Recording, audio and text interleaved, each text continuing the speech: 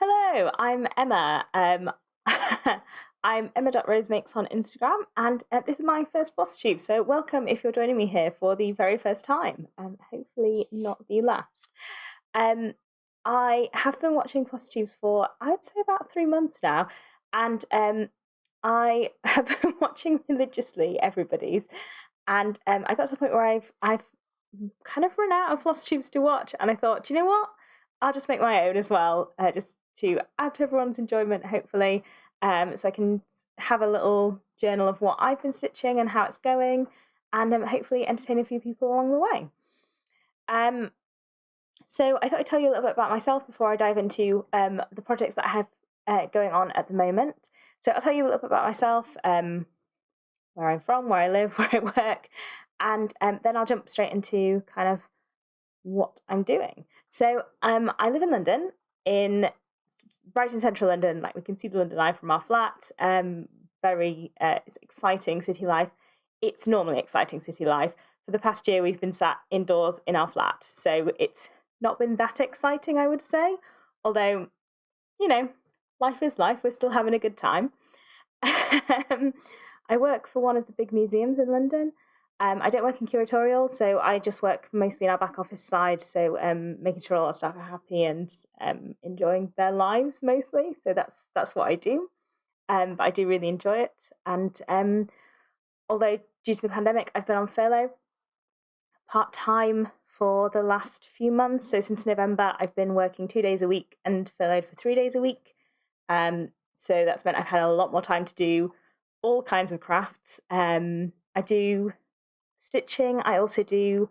I make my own clothes. So I made this dress that I'm wearing at the moment, and I also do knitting and crochet. So I I turn my hand to a lot of different things, but those are kind of the main ones that I want to use the word proficient in. And the reason that I want to use the word proficient is because I'm also an avid D&D player, Dungeons and Dragons, which is a tabletop role-playing game. And if you've seen me before on the internet, you have probably seen me because I DM and play with a company called Roll Together, who produce D&D games for Twitch and stream online twice a week. So if you if you have seen me online before, that's probably why. So yes, that is me. I live with my partner Chris, and half the week Chris's son Ivo also lives with us. So that's our little family, and we have a good time. Uh, I started cross stitching. I can't remember exactly when because my memory is not fantastic. So it was definitely when I was young, but I don't know exactly when, and I don't really have any projects when I was like little. But I have. It's one of those things that I've always kind of gone back to. So there are periods in my life when I have done cross stitch, and I have kind of various large projects from those times. So I have a full coverage poppy that I stitched when I first moved to London in 2014. I have a really big peacock. It's a dimensions kit that I stitched a couple of years ago. It's at my parents' at the moment because they were going to frame it, but that didn't happen because of the pandemic. So they're going to send it back, and maybe at some point I'll be able to show you that because it is, it's pretty spectacular. It took me a long time to stitch that, and I wasn't stitching anything else at the time, so I did that on its own for a long time. So that's a big old project, but well worth it. It's pretty spectacular to look at.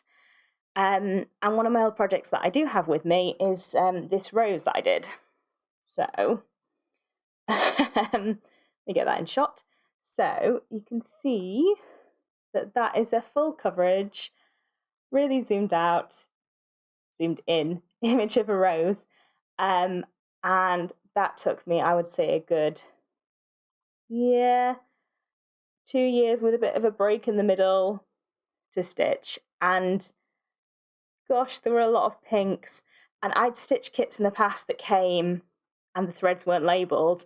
And it was like light pink, medium pink, and you had to match them to the from the kit to the chart. Thankfully, I think this was the first kit I ever stitched that came with the threads already pre-divided, so you knew exactly which one was which, because I mean it would have been impossible. There were so many shades of pink in this. I mean, you just couldn't have pulled them apart and been like, well, this one is definitely lighter pink than the other pink. I mean, you might have been able to, but my perception of colours is not fantastic. So I'm not sure I could have done it.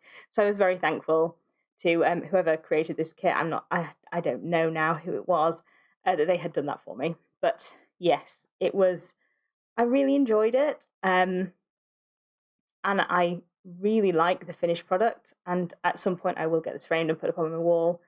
And yes, and the reason that my channel is called Emma Rose Makes is because my middle name is Rose, my first name is Emma, so that is, yeah, feels very appropriate to have a rose.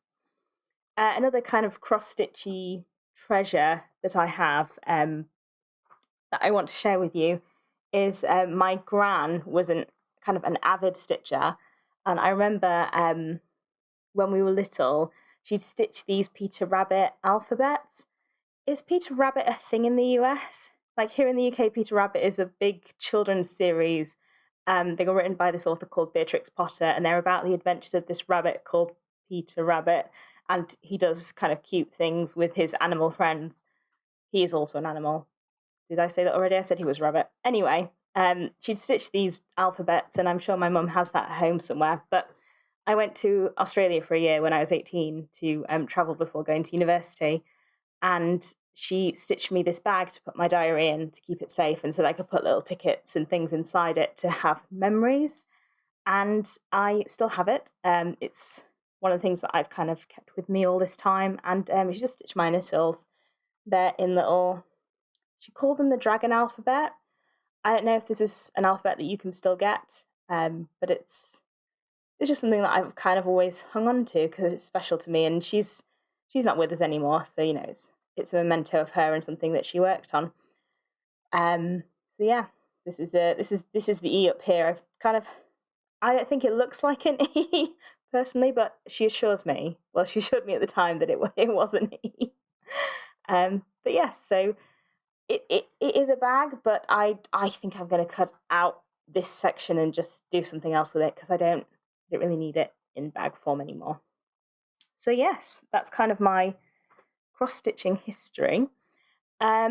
If I move on to my WIPs, because I have quite a few things that I'm working on at the moment that I would love to share with you. And I got into Flosstube just after everyone had put out their WIP parades this year, and I had a fantastic time watching them. And I think you will see that a few of them have influenced me because I have started projects that people were working on and put out to me. And yes, some things might be familiar, but you know, that's fine. The first thing I want to show you is a Heaven and Earth design. It's by the artist Leonid Afremov, and I know a few people are working on other designs of his. Like I think X-Stitch MD is working on After the Rain, which is also beautiful. I haven't seen anyone working on this one, which is Quiet Town, which is like a sort of big coastal fishing village scene. I'm doing the mini because I can't commit to one of the full-size ones. They're too big. Even this is really big. I think this is like 12 pages, and that's a lot of pages. What I'm going to show you is one page. So this is Quiet Town mini, and I mean, it's gorgeous. I love it. I'm stitching it on 20 count cork raw linen. I originally started on 25 count 1/1, and I can't do it. My eyes aren't good enough. I loved how it was turning out, but the combination of my eyes aren't good enough to do it. I do wear glasses to read on screens and to stitch when I stitch. And I have a bright light that I use to see. I have a magnifier that I use on occasion, but I do find sometimes when I use a magnifier, I get a bit like swimmy. Does anyone else get that? Like you look away from the magnifier and you're like, oh, the world is now big and yeah, weird.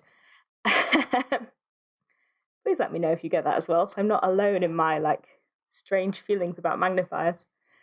It is really nice though when you're like, oh my goodness, I can see every hole in my project. So I started it on 25 count 1/1, and it was hurting my hands to push the needle through the fabric. And it just got to the point where I was like, do you know what? I've only done 3%.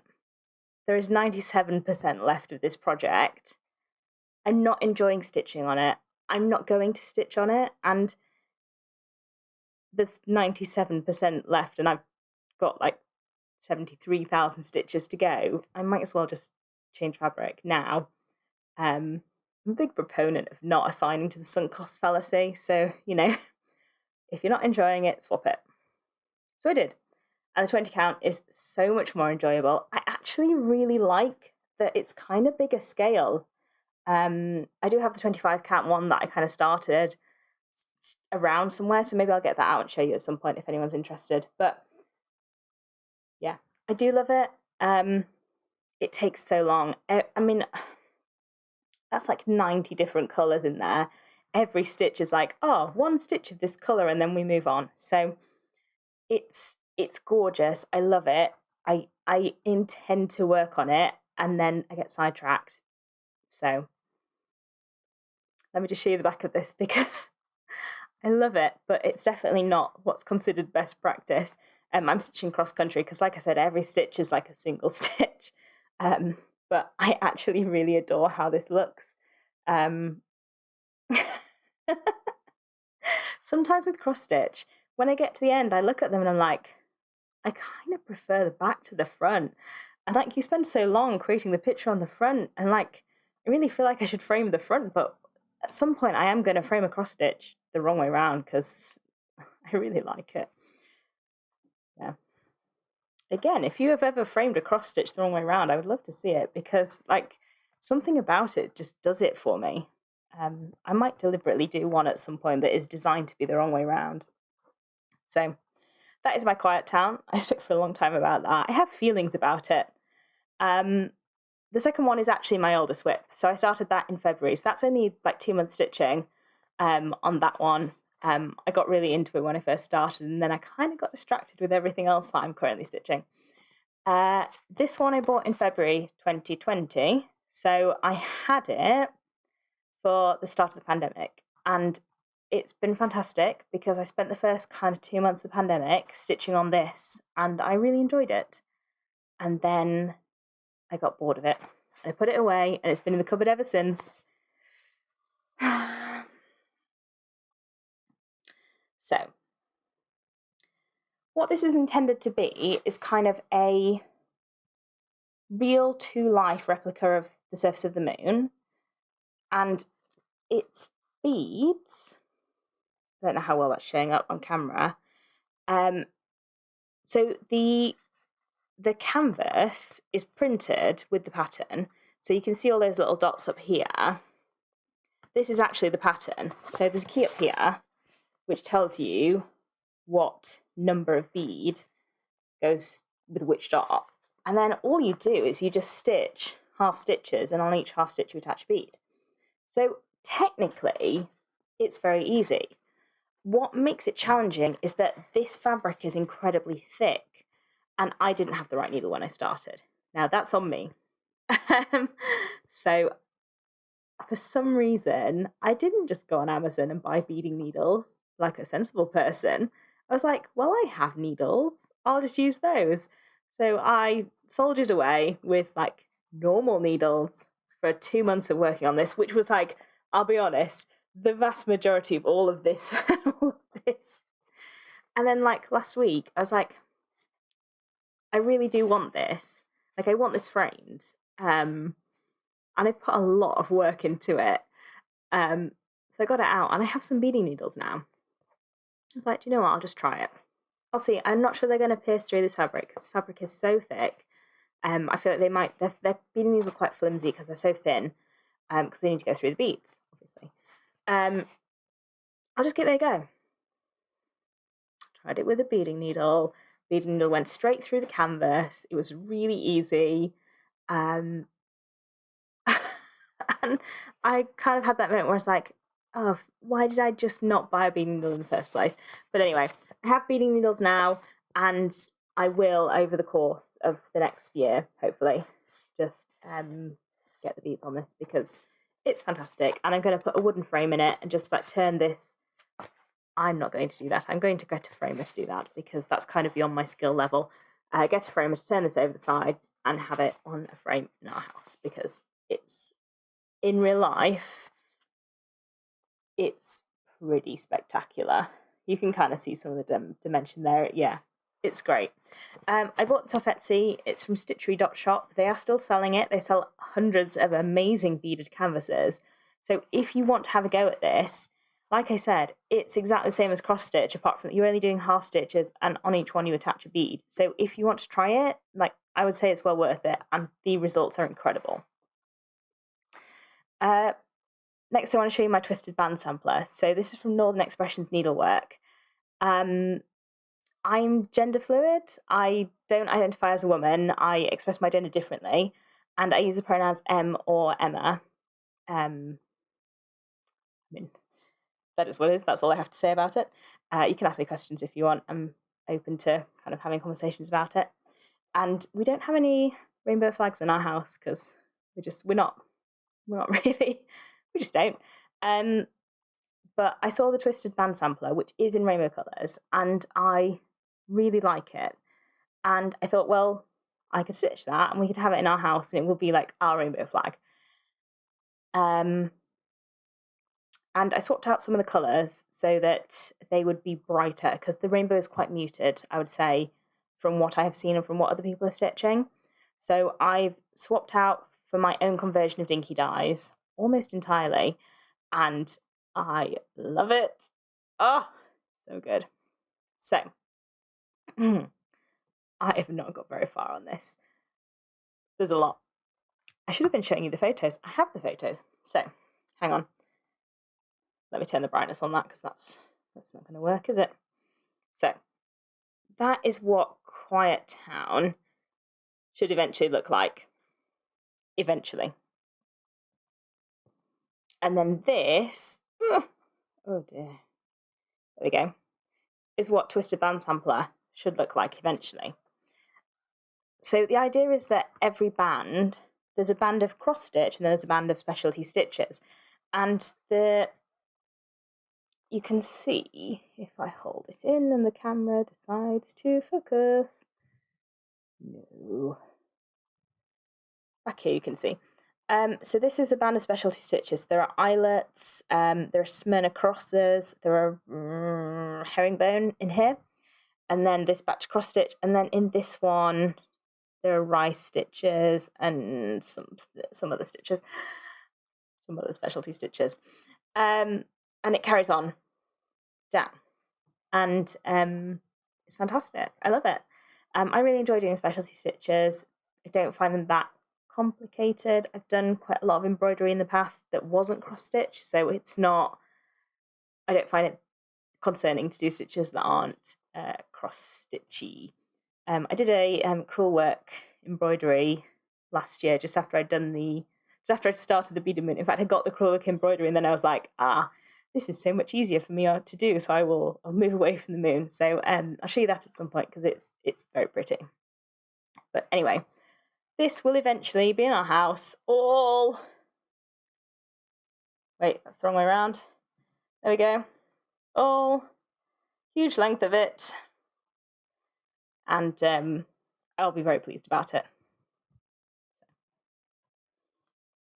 Just fold it back up.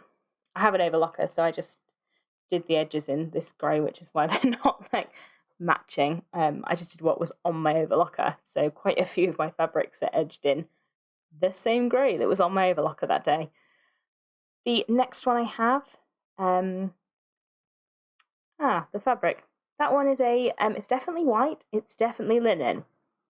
I'm pretty certain it's 32 count.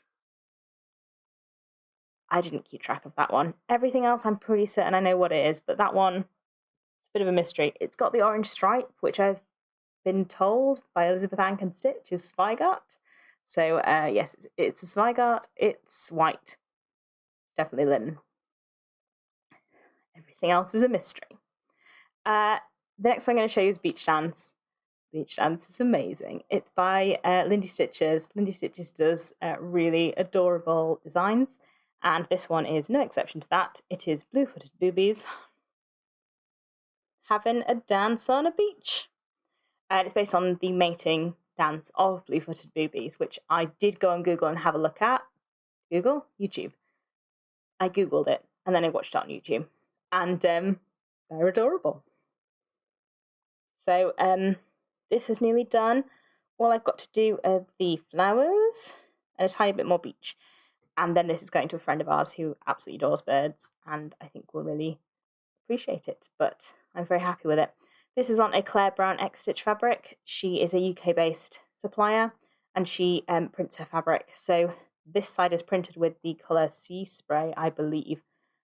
Sorry, I said they're new about the other ones. This is the only one that's still a mystery. But you can see, if I fold it over, this side is printed with the colour, and then this side is white, because it's only been printed on one side, which is pretty cool. So just to make sure that you start on the right side. But it's pretty obvious if you haven't, because you'd just be stitching on white fabric. That's all I have to say about Beach Dance. The next one is the new normal. I would say I don't normally like samplers, especially like rectangular ones that are mirrored or quite repetitive. They just don't do it for me. But when I saw the new normal, when I was, just danger browsing on Longdog Sampler's website, I saw it and I was like, oh wow. So this is, there we go, got a slightly weird perspective, but you don't get the glare. So this is supposed to represent kind of what the COVID pandemic has done to us. So all the animals are in different little bubbles. Social. Wow, I sure did mess up that word. Socialize. So. Pause in null editor. No, I like it. This will be in video, not editing. That's Chris trying to correct my wording. So you say it. Socialization. Social isolation bubbles. There we go. Chris making a small cameo in my video. And they are, some of them are separated from each other, like the horses are separated from each other, and then some of them are in like the wrong bubbles, like there's a goose in with the cats. Anyway, I don't necessarily go I want a pandemic sampler, but I do love the bubbles and I love the animals, and I don't think anyone's going to look at this and be like, oh my god, you stitched a COVID sampler. So I started stitching it, and it's another really big one. There's 35,000 stitches in this,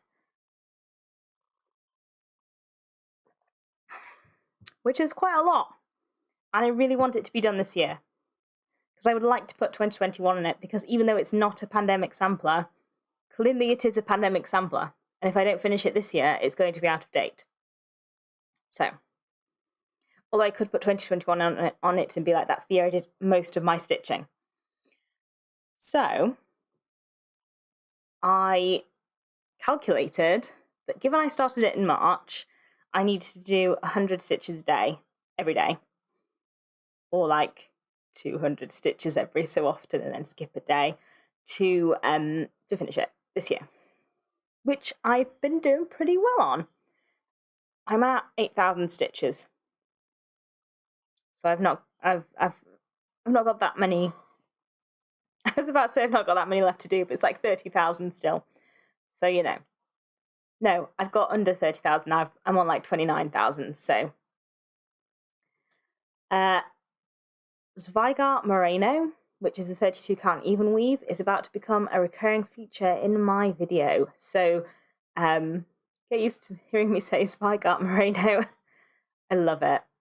I started this project on this merino, and it's kind of my perfect fabric. The way it feels in my hands, the way that I stitch with it, the way I stitch in hand. So I do feel my fabric a lot. The way that I push my needle through the fabric and catch threads, this is just perfect. So I'm waving this around so you can see that it's red. The fabric is red, the stitching is white. I know that red samplers are like white fabric and red stitching, but I really wanted to do red fabric and white stitching, and I love it. So, ta-da! It's wonky. So, I started from the bottom. I started from this corner. And I did all of this page, and then all of the next page, and then all of the next page, and then I got worried about whether it was going to fit, and I went all the way along the bottom to make sure, and it does! Hooray, I measured correctly. There are so many cute things in this sampler, like there is a flamingo here wearing a crown, and like, where's it gone?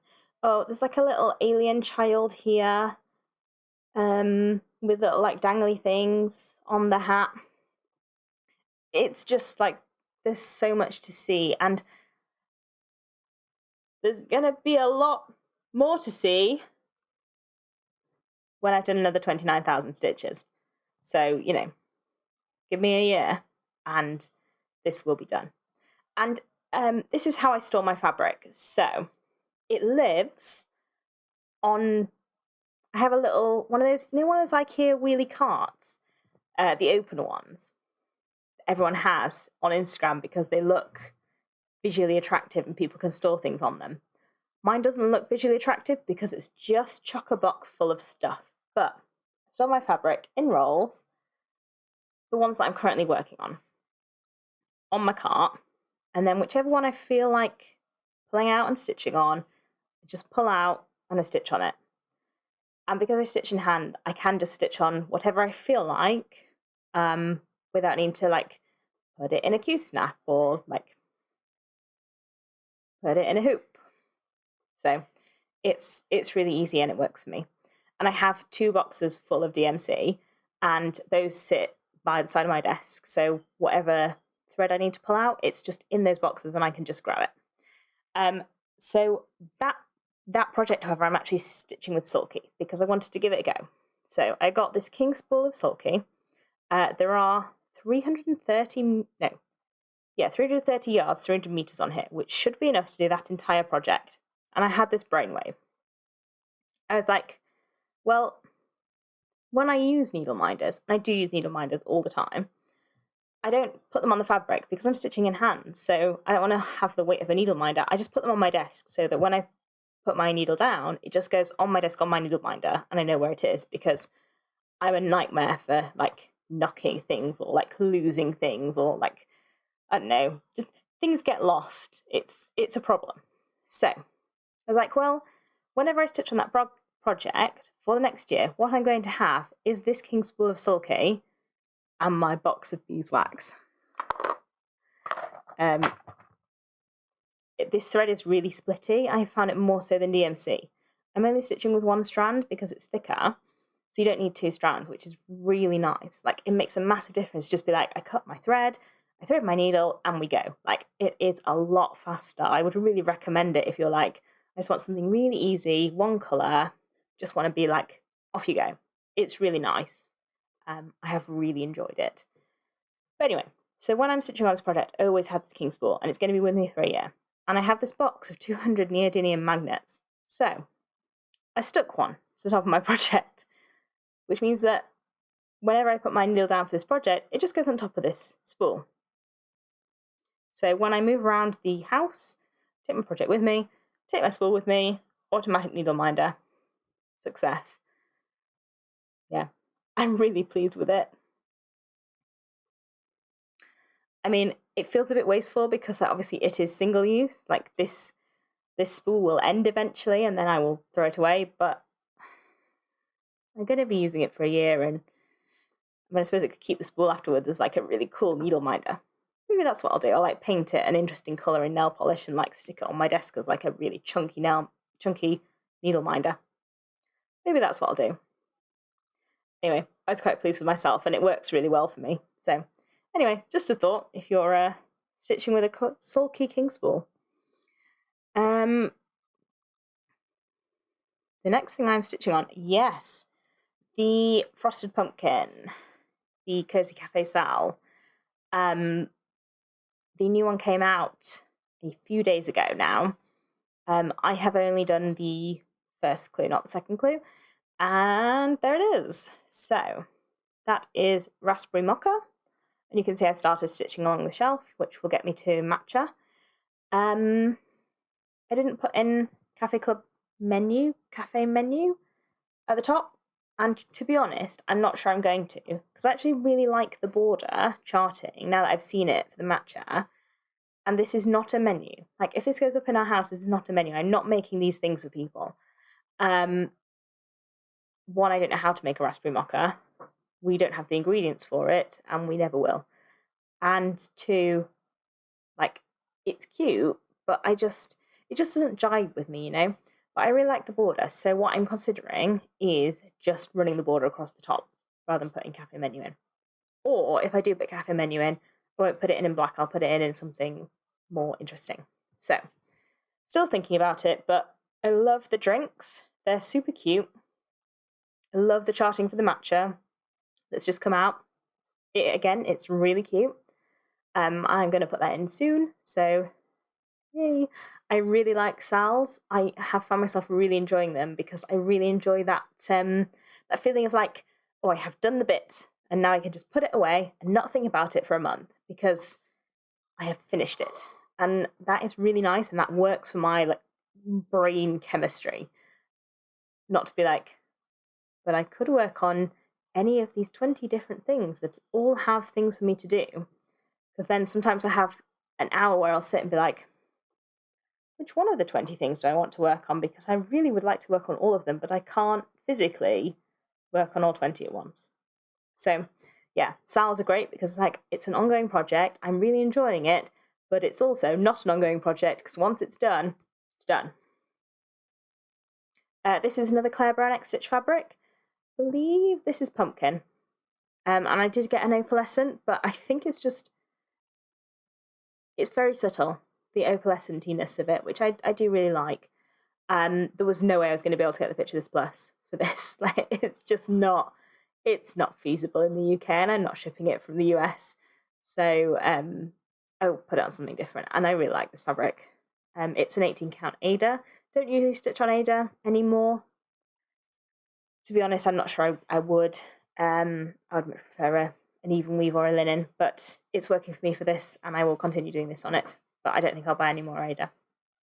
So yeah, that is Cozy Cafe Club. Dreaming. The Dreamings. And let's talk about Barbara Anna, because she is amazing. I love her charting so much. I have the Christmas snail. I don't have a picture of it to show you because I have a PDF chart, because PDF charts are life. I have Pattern Keeper, and if it's not a PDF chart that I can put in Pattern Keeper, there's that extra hurdle for me to buy it, because I'm going to have to somehow get it to my house, find a way to draw on it that isn't actually drawing on the paper. This is just, there's extra steps. If it's a PDF chart, I can either put it into Pattern Keeper, which is my 100% preferred method of stitching. If it's in Pattern Keeper, I can highlight symbols, I can mark it off. It's just like, oh, perfection. If you haven't tried Pattern Keeper, I would really recommend it. It has improved my stitching experience significantly. I would not be doing Quiet Town without Pattern Keeper at all. It's just like, if you are looking at those Heaven and Earth charts and going, how are people keeping track of them? Pattern Keeper. I'm sure there are other ways. I can't imagine it. What was I saying? Barbara Anna. Yes, the snail. I'm going to stitch it for Christmas, and I think I'm going to make it into some sort of like flat finish, and maybe make it into like a little bag or something. I don't know. It's amazing. It's Santa riding a snail. It's just like, it's perfection. Anyway, that's not what I'm about to show you. What I'm about to show you is, okay, let's have a chat about this. The title of this is Dreaming Girl Sal. If you haven't seen this already, where have you been? Everybody is stitching this. Everybody. Probably not everybody, but like enough people that it's it's up there. And the charting for this is amazing. The design is beautiful. The reason that I have been like, let's have a chat about this. I don't identify as a girl. I don't identify as a woman either. Like, that's not about the word girl. There aren't patterns that are called dreaming gender fluid person. They just don't exist. If you know of one, if you know of a pattern for gender fluid people that is not a pride flag, please let me know, because I would love to stitch it. I would love to support that designer. I can't find it. When I search for things that are about trans people, about gender non-conforming people, what comes back, the main thing that comes back are pride flags. And that is great, but I don't want to stitch a pride flag. I'm already stitching one massive pride flag. I don't need any more pride flags in my house. Like, I want to stitch people that I feel represent me. And it's fine if I'm changing patterns to make them feel more like they represent me. But I'm always going to have to use words that misgender the people who are in the people that I have changed the pattern to be. Because if I want to tell you what the pattern is, and if I want to use the hashtags, I'm going to have to use Dreaming Girl, because that is what the pattern is called. And I don't want to do Barbara Ann a disservice and say that's not what the pattern is, because of course that's what the pattern is. But the person I'm stitching is not a girl. So, with all of that said, and if you have any questions about this, like, I'm really open to talking about it. I know that this might be the first time you've ever heard about gender fluid people or encountered a gender fluid person. Like, I'm happy to have a chat about this. Please ask me any questions. Please be respectful. Like, I'm still a person. I still have feelings. With that being said, this is my dreaming gender fluid person. So,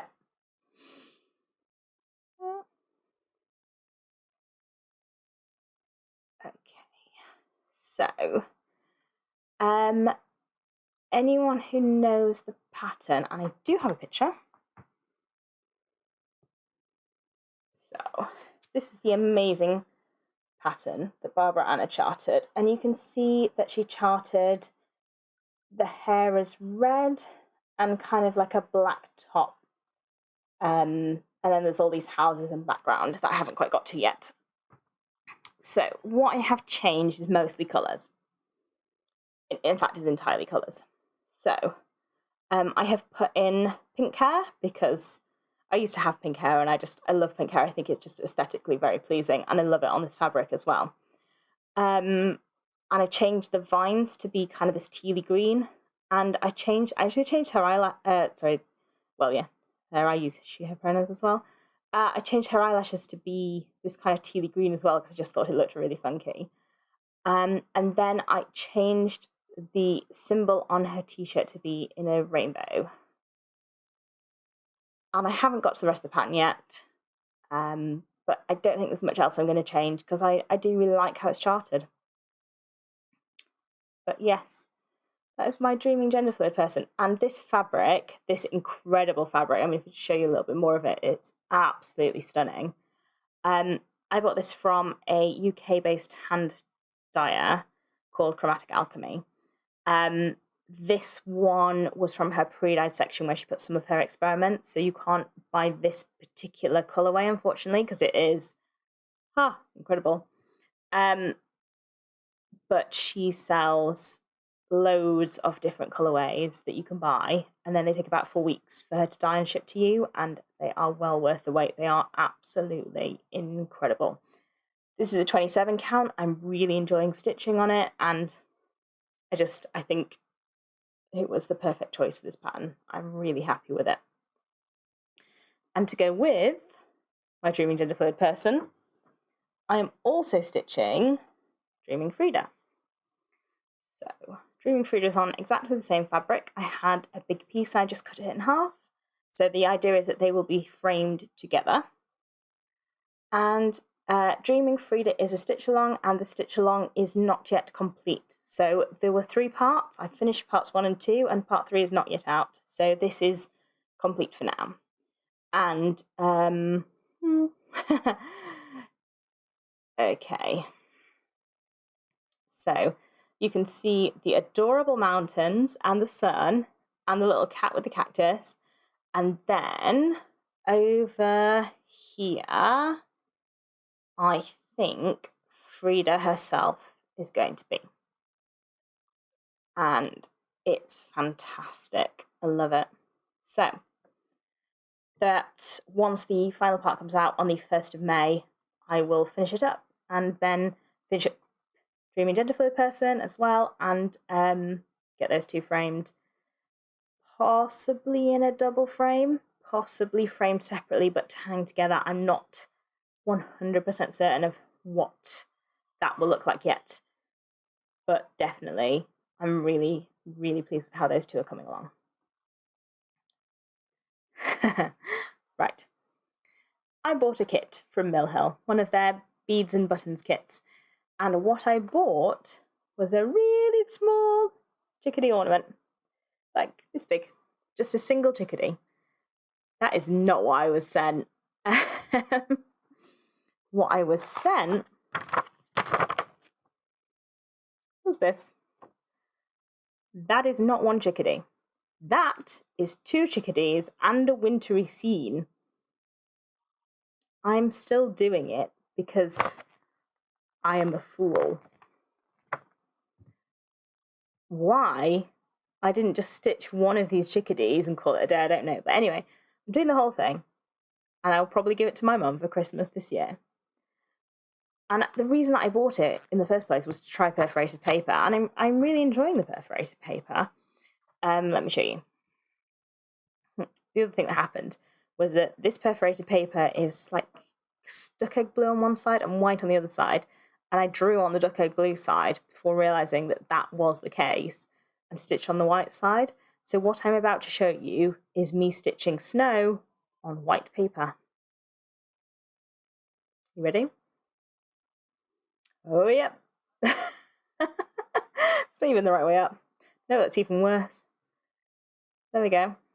So, there we go. That is my Mill Hill kit. I will get it finished in time for Christmas to give away, but it's not what I ordered.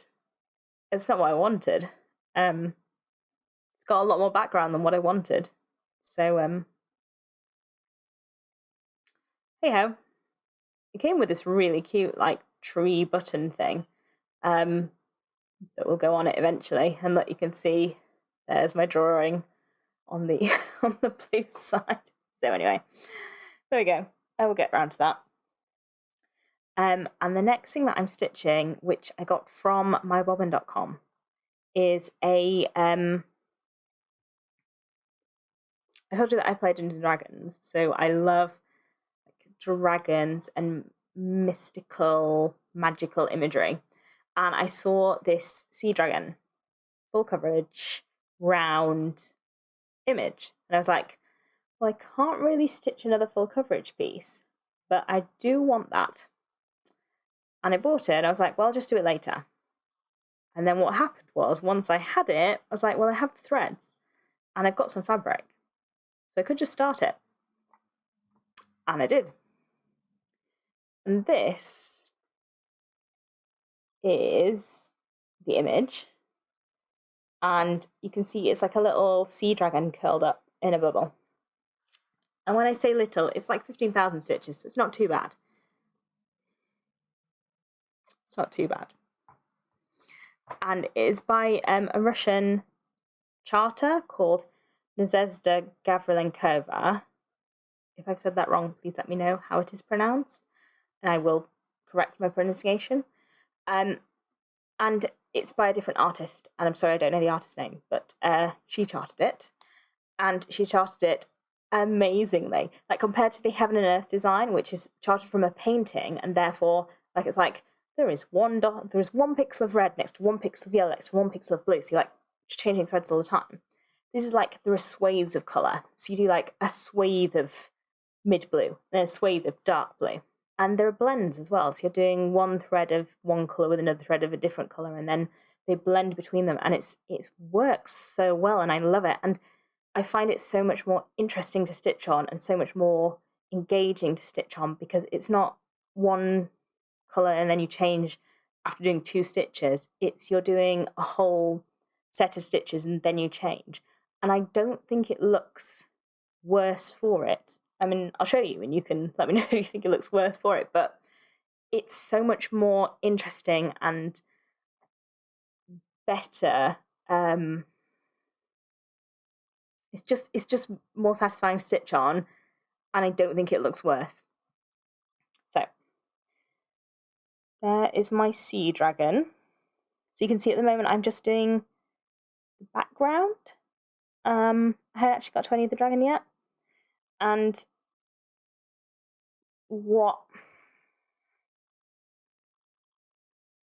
I'm thinking, it's very dark, it's not picking up super well in the light.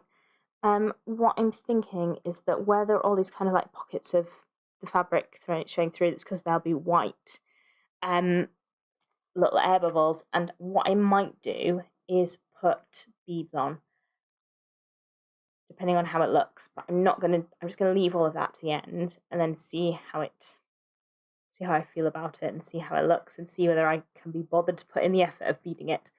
But yeah, this is on the 2 count, so I got merino in azure blue.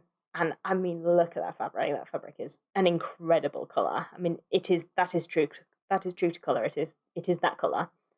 Yeah, it's a joy to stitch on. I'm really enjoying it. I would recommend any of her patterns. They're just lovely. And if you're looking for like an easy entry full coverage pattern, like I said, it's only 15,000 stitches, which is a lot, but it's not like 73,000 stitches, which is what you're looking at with the mini Haid.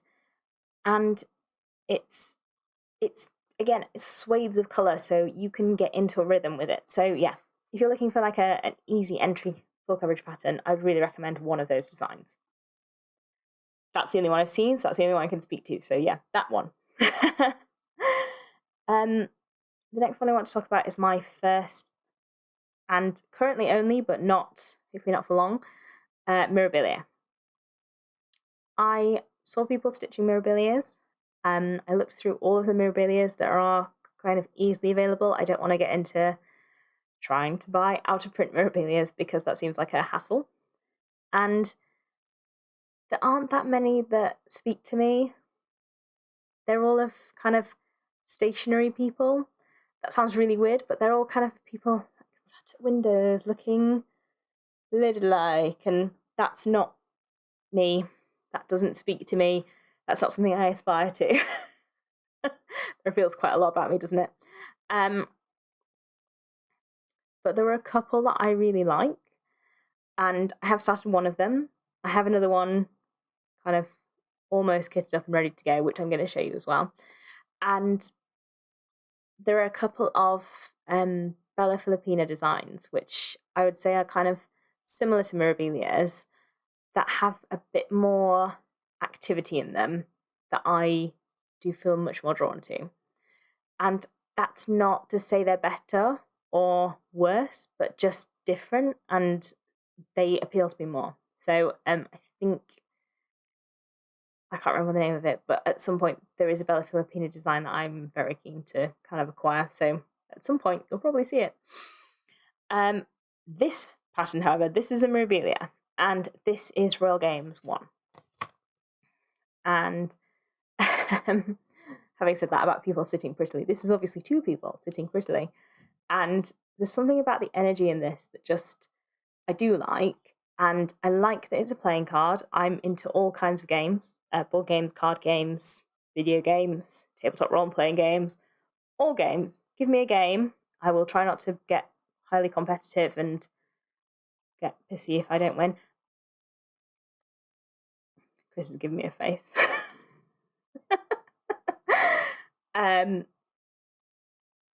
And yeah, this speaks to me. What doesn't speak to me about this is that both of them are white. So what I have done, which was potentially quite bold given this is the first one I've stitched, is I've done a skin conversion. So in mine, as you will see in a second, because I just got to the skin today, the Queen of Hearts I have changed to have black skin and black hair. The Queen of Spades will remain white, but I'm changing her hair to be blonde because my natural hair colour is blonde, and I really like the look of the blonde hair in the Queen of Hearts, but I don't like that they're both white. So I have changed it, and I just got to it today, so you can see what I'm doing, which is really exciting. What I have done at the moment, as you'll see, is most of the bodice of the Queen of Hearts and some of her elbow. So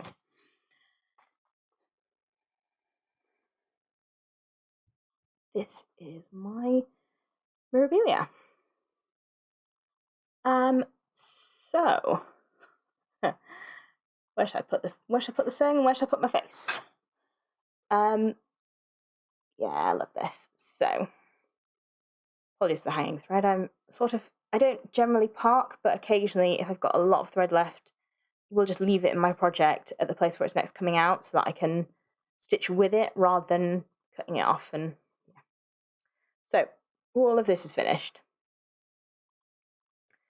This is mostly done. There are spaces left where there's going to be beads because I'm not putting them on until the end, because I could put them on because I'm stitching in hand, so there's no like interaction with the Q-snap, but I stitch in hand, so it's lots of like rolling up and unrolling, and I don't want to disrupt them. And then there's her flowing cuff here, and then you can see her elbow, and then there are spaces here where there's going to be beads, which are bracelets, and then this starts to go up into her hand, and you can see that her skin tone is starting to come in. So I'm really excited about that. It looks fantastic. I'm really pleased. I spent most of today working on this, so really happy with how it's coming along. 32 count Merino Zweigart. This is on antique white. I really thought about this and whether I wanted a hand-dyed fabric as the base, because I could have had something hand-dyed which would have been slightly more interesting. And I decided that because part of the reason I'm stitching this is that it looks like a playing card, I want the finished product to look like a playing card, and I could have gone for something that was hand-dyed and it would have, I'm sure, been fantastic.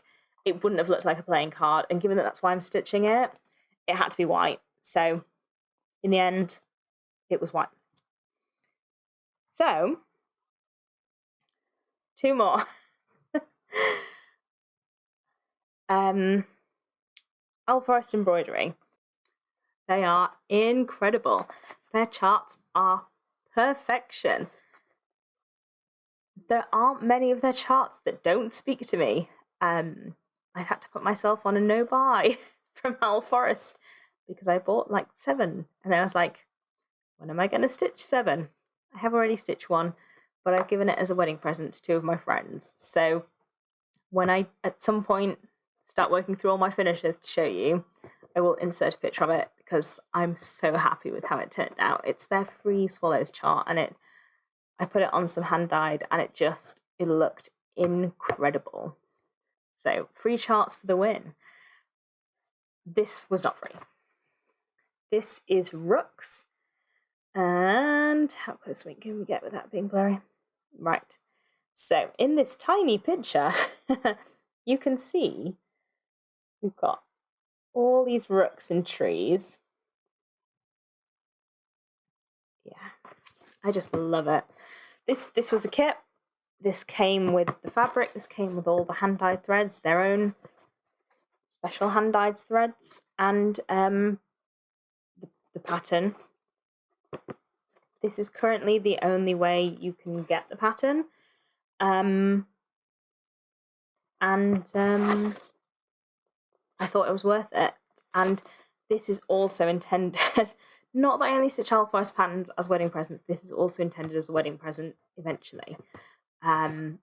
So I'm very excited about it. Let me just show you the threads before I show you the project, because these are amazing. So you can see this is like yellow gold going through to black. There's this kind of subtle variegated greeny grey. This is the black for the ravens. So there's like black and grey. And then this more subtle blue, which goes through to like a darker blue. I will say, however, that if you're buying threads off their website, just buy DMC Blanc. Just buy DMC Blanc. This came with a kit, but just buy DMC Blanc. But let me show you this, because I started this, put a day's work into this, and it is amazing. So I wanted to put in a lot of the structure when I started this. So I put in all the tree trunks. I put in these little tree tops, snowy tree tops, I guess, and other tree tops, and then the rooks will start to go in once I put in the structure. And this is not a lot of the pattern. There is a lot more to go, but already it looks incredible, and you can see the variegation coming through in the trees, and in this is the yellow and black, and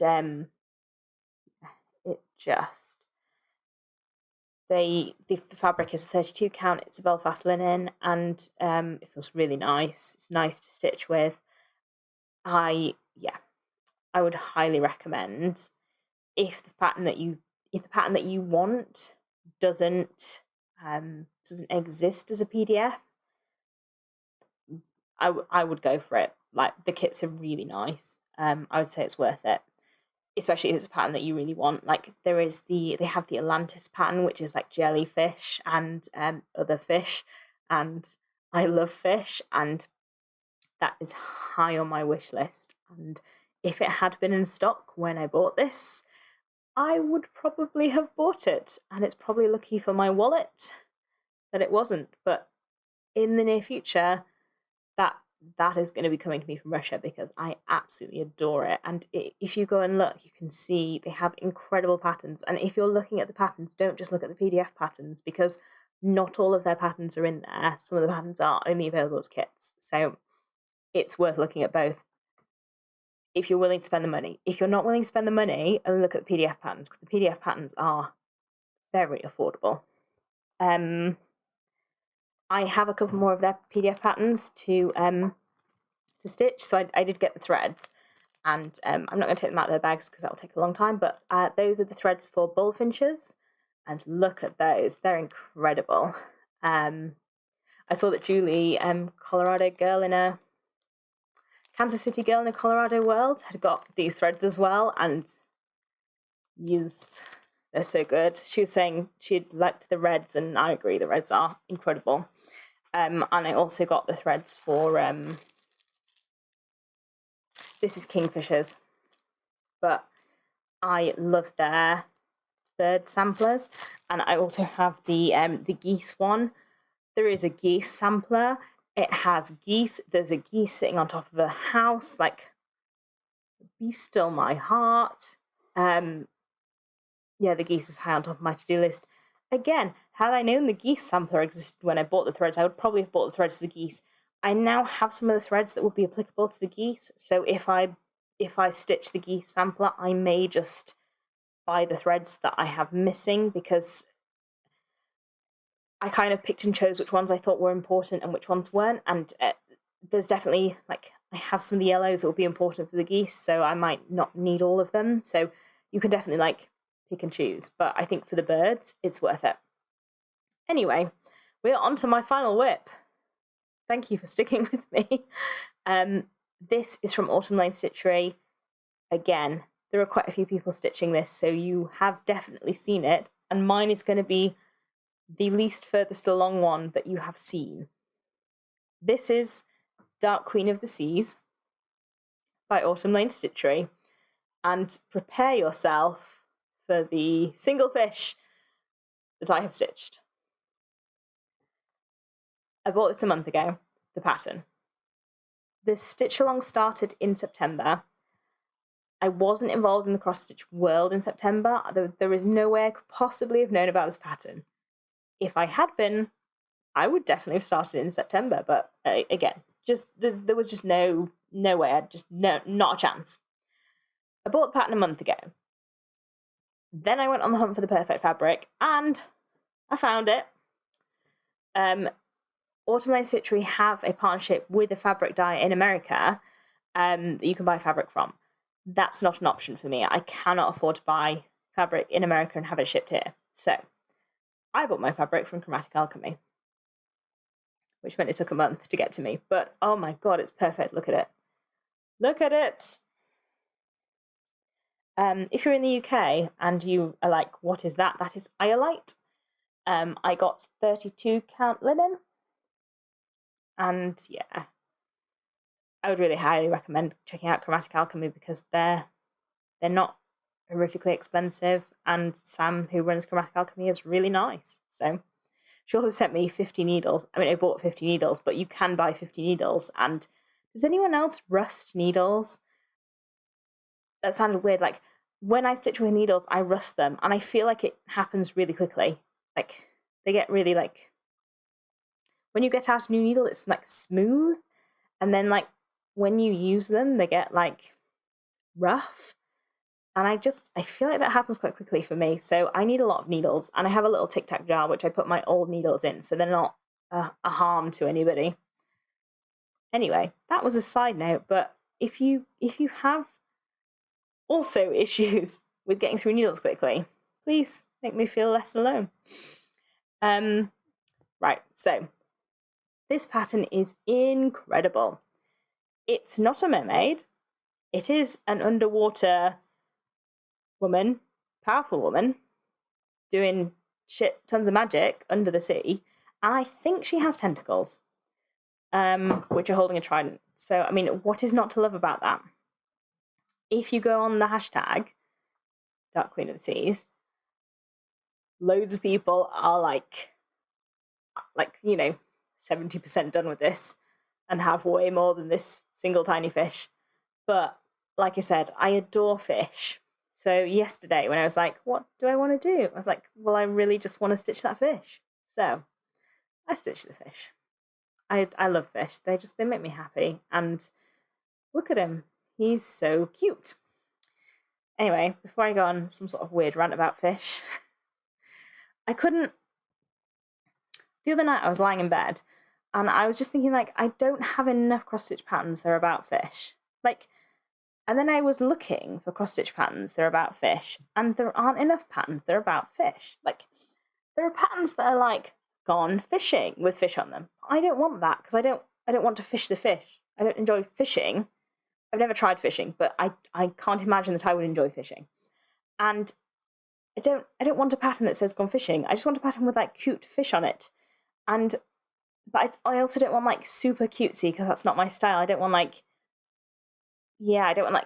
too cutesy. I just want like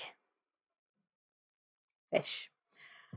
Anyway, if you know of any fish patterns where you're like, this is an awesome fish pattern. Now I sound weird. Point them in my direction because I love fish. I would love to stitch more fish. Lobsters are good too. Fish mostly though. Anyway, I was going to tell you about my DMC. I told you about my boxes. So, does anyone else who stores DMC and bobbins have the thing where, like, when you buy new threads, you get new threads and then you have to rearrange your boxes, and then it's just effort because you're like, what's the word? They're in numerical order. So every time you get a new thread, you have to sort of numericalize them. It's a word now. And so I have a pattern. that I'm really excited to kit up. But this pattern requires all of the DMC from numbers 1 to 30. I don't have the DMC from 1 to 30. I have like 16 and 22. 1 to 30 is a lot. Like, it's a lot of numbers. It's 28 numbers. maths. And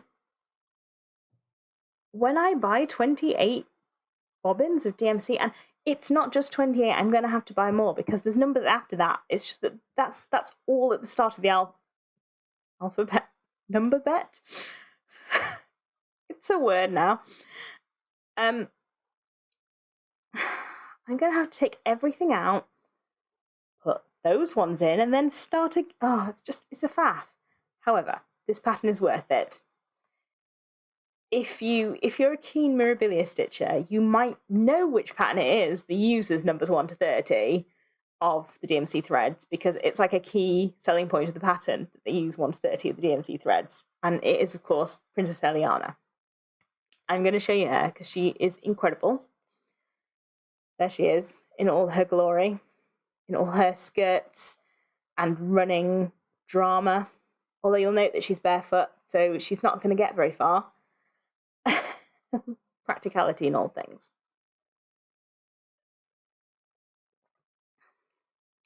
This is the other Mirabilia that really sung to me. This is a big Mirabilia.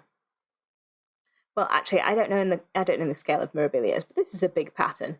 325 by 174. That's quite big. This wasn't available in the UK when I wanted to buy it, like 2 weeks ago. Nowhere had it. Like, Lakeside Needlecraft didn't have it, and Arts and Designs didn't have it, and Peakside Needlecraft didn't have it. And I was like, well, but I want it now, and it might not come back in stock. Like, I don't know how long you're not going to have it for. And I guess I could have called them and asked them, but you know what it's like? Like, phone calls are not the thing. Nobody likes making phone calls. So I bought it from 123 Stitch, who did have it in stock. And to be fair, the UK shipping from 123 Stitch is really not that bad compared to shipping from UK suppliers. So as long as you're buying a decent amount of stuff, not that bad. So I bought it, and I bought quite a lot of the beads from them as well. I didn't want to buy too many beads in case it got subject to customs charges, and then I would have had to pay customs on them. So I basically went round all of the UK shops and was like, what can I buy? And then everything else I bought from 123 Stitch. And then one of the things went out of stock in the UK, and all my orders got declined. So now I don't have one of the beads. But, I mean, to be honest, this isn't going to be done for like 2 years. So by the time it's done, that bead's going to be back in stock. Be fine. Anyway, because I was buying it from 123 Stitch, that meant that I had access to US fabrics, which I don't normally have access to, such as Picture This Plus. What that means is that I bought a massive bit of Picture This Plus to put this on. I think I overestimated, and hopefully that means I will have some left over for something else. But I got a really big bit of Picture This Plus Heroic, which is like a tan colour with bits of pink and blue on it, and it's really very pretty. And what I'm hoping is that it's not going to overwhelm this design, because this design is a lot. There is a lot going on in here. She is fancy. Look at her. She is fancy. She has got a lot of colour. She has got a lot of stuff. So, didn't want a fabric that would overwhelm her, but I did want something that was not just plain, because I've tried stitching on plain and I've tried stitching on not plain, and my preference is not plain. So, anyway, she'll be started when I can get up the energy to buy another, 30 skeins of DMC. Thing is, I've bought a lot of DMC over the last month from Lakeside Needlecraft, and I like buying it from Lakeside Needlecraft because they're good and they're cheap and they're fast. However, it did get to a point where I was like, I cannot buy any more DMC from Lakeside Needlecraft in the next month, because they're going to look at my order and be like, how many things can you possibly stitch? Like, there is no way you're using all this DMC. And I am sure that nobody in Lakeside Needlecraft is going like, what, you again? But in my head they are. So I'm just on a little bit of a DMC hold off until I feel less like I'm going to be judged by the warehouse team. Anyway, Really excited about Princess Eliana. I will get to her. The other things that I'm really excited about, I do have all of the thread for, which I'm going to show you because it's beautiful. These are hands-on design. They are Christmas charts. Yes, it is May. It's not May, it's April. It's nearly May. I don't care. I love them. They're by hands-on design. They are the 3 flamingo ornaments. So I have flamingo all the way. I have flamingo, and I have flamingo bells. They are so good. What is it about flamingos? I love flamingos. I always have loved flamingos. I mean, I know it's because they're a bird and they're pink and they stand in the water on one leg and look adorable. Chester Zoo used to have flamingos, and we used to go to see the flamingos. Not specifically to see the flamingos, but I mean, maybe just to see the flamingos. I adore flamingos, and I think everyone I know is getting a flamingo ornament this Christmas because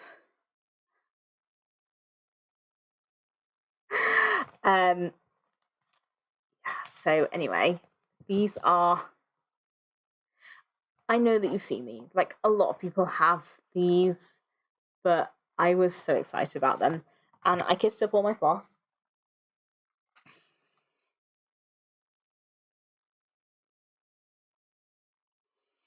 Now, hang on.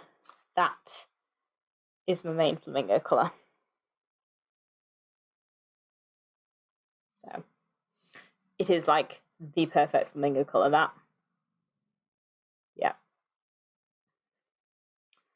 So anyway, flamingos will be coming to you soon from these screens.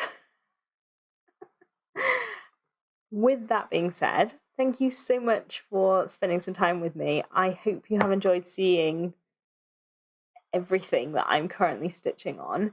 I'm hoping to be back in 2 weeks to show you, hopefully some progress. Like I said, I'm on furlough at the moment, so I'm stitching way more than I can possibly ever stitch in my normal life. I'm also doing a master's part-time, so yes, when real life kicks back in, there will be less stitching, but I will still be doing stitching, so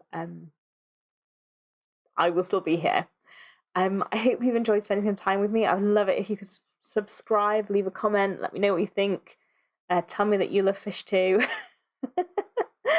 or that you hate fish. Like, I'm open to all fish lovers, fish haters.